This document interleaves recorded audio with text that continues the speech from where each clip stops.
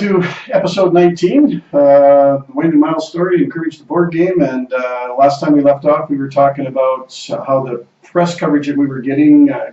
I got onto the Canadian Press and Wire, and Vancouver Daily was one of the papers that picked it up. And an agent in Vancouver read the story, obviously liked it, got a hold of me, and kind of, you know, hey, I'm an agent, I've got contacts in this industry. I think you guys have got a winner here. I can get you a licensing agreement. So we had lots of conversations back and forth. He started speaking to the manufacturer, potential manufacturer, about it. I got us a licensing draft. We countered, being business guys, and no, that didn't work. So it was either this or nothing. So we kind of settled on those terms. And, well, we had to. Yeah. You know, I still can't believe they rejected the $1 million payment. I had no problems with it. No, you know, obviously they did. So, some people's kids. so yeah, we move on. We move on. But basically, it was a take it or leave it type of an agreement. You know, we really didn't have any options. Yeah. These guys weren't a major player, but they worked with a lot of the major players. So they were national, and they had some international stuff going on. Yeah, well. so we thought, okay, this is a stepping stone.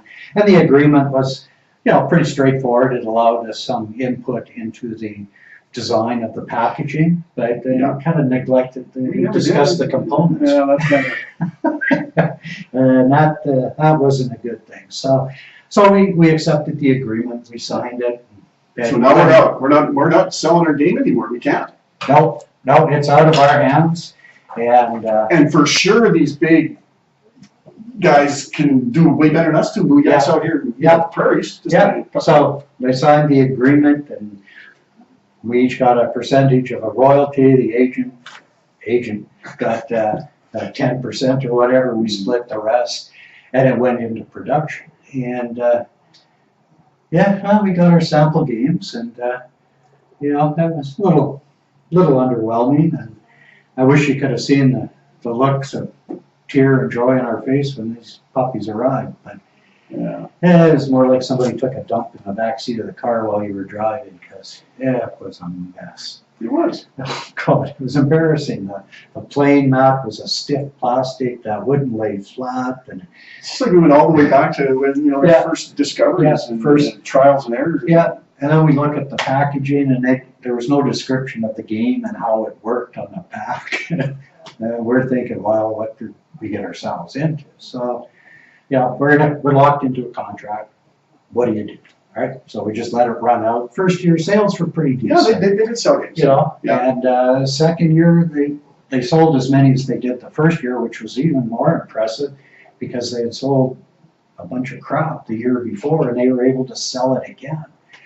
And we just the third year we could see that the sales weren't going to be there, so we needed to get out of that agreement, and we did, but we had to buy back a bunch of inventory, which created a very nice bonfire. Expensive, but it was a bonfire, and it got us out of the agreement. But what a huge setback that was, and that was a big pothole on our journey. Yes, potholes, and just remember, not all roses smell pretty. Yeah, exactly. That's my profound. Beware agents. For the most part. Stay tuned. Ciao. More to come.